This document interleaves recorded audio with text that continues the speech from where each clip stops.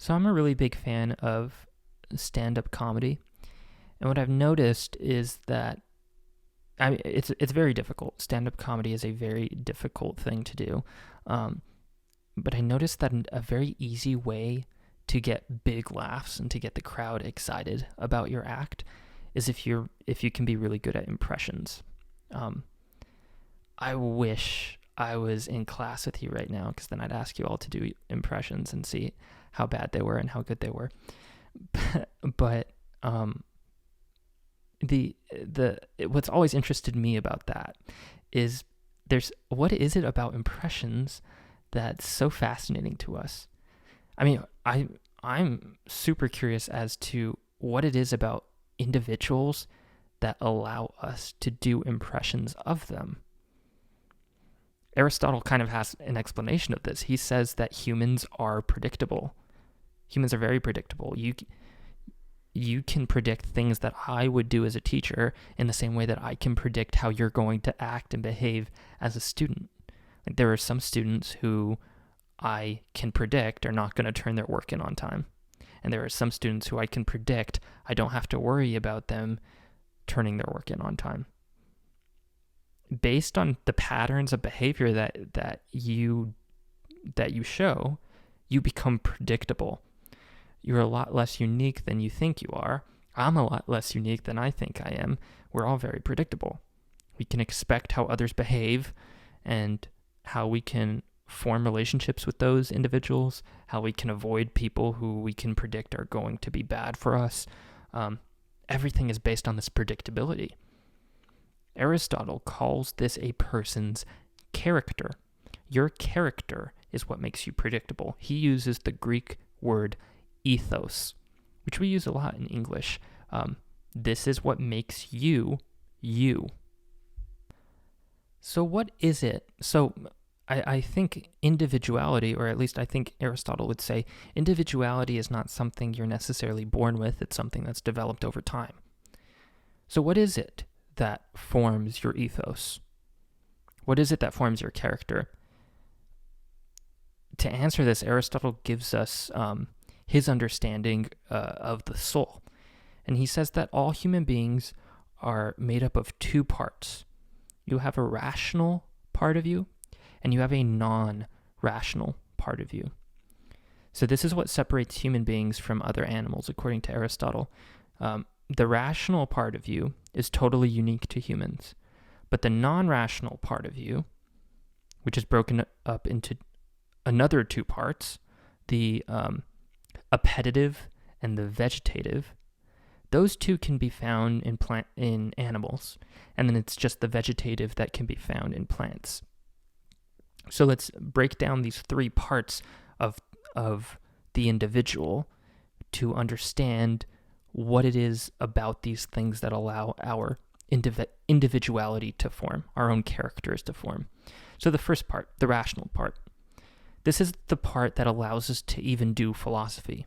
This part allows us to think, it allows us to reason, it allows us to contemplate, and it allows us to discuss and philosophize. These are things that other animals simply can't do. For whatever reason, only humans can do it. That second part, the non-rational part that's broken up into the appetitive and the vegetative. First, the appetitive. That's the part that allows you to choose to act upon your desires. You have a lot of desires. You can either be listening to this video right now and doing your notes, or you can be playing a video game. Now, you should be doing this because this is required of you. But the video game is way more interesting, it's way more fun, and you would much rather be doing it. The appetitive part of you is the part that's going to tell you, all right, play the video game. Or, all right, go and watch the video and do your notes. The vegetative part, the part that's found in all living things, including plants, it's just your bodily functions. That's something that you cannot control. You're hungry, you need to eat. You have to pee, you go and pee. You're thirsty, you need to drink. You cannot control that. You can't say, all right, well, I don't want to eat, so I won't. You could, but you're going to die soon. That part is completely out of your control. So if you as a human being are formed out of 3 different parts, and only 2 of those parts are controllable, and 1 of those is not, your individuality and who you are as a person is going to be formed by the parts that you do have control over, the rational and the appetitive. Who you are as a person can never be defined. Your personality can never be defined by the part that you don't have control over, which is the vegetative part. So if we go back to the video game versus your notes analogy, do you think anybody would actually prefer to listen to this over playing a video game? Unless you are a total nerd, no, you're going to want to play the video game. What should you be doing? All of you are going to be saying, doing your notes and watching the video. So it seems that being virtuous when it comes to your rationality and your appetite, that does not seem natural. To do the good thing seems unnatural, and to do the bad thing seems natural. Aristotle's not going to explain why this is the case, or at least we won't cover that. But all you need to know is that we as people need to actively work on making sure that we remain virtuous. It's an assent, an A-S-S-E-N-T. It's an assent, a saying yes to being good that requires us to become virtuous. Because if we say no, or if we're just like, whatever, then automatically you become unvirtuous. However, Aristotle believes that if you train your rational part to coexist alongside your appetitive part, so the appetite controlling the desires, and the rational part thinking and contemplating and discussing things, if those things mold into each other, then you become virtuous. So what is better for you? Video games or doing your notes? Doing your notes. But you need to come to that understanding.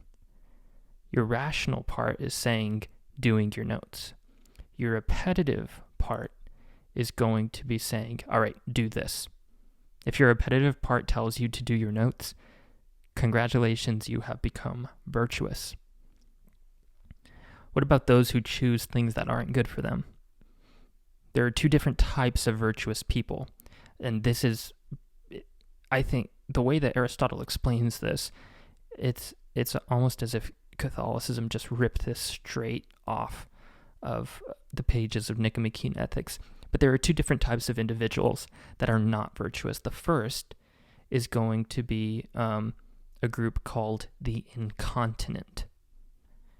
The second is a group that he is going to call vicious.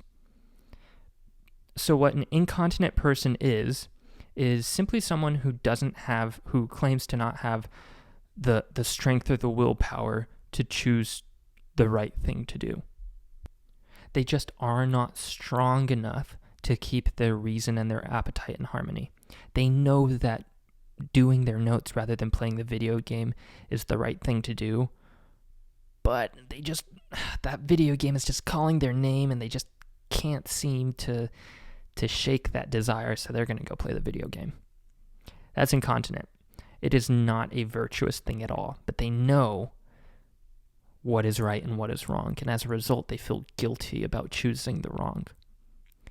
The other group, kind of hopeless, the vicious, it's not that they don't know what is right and wrong, but they refuse to allow their appetites to be meddled with rationality and thinking about, all right, well, this is good for me, this is bad for me.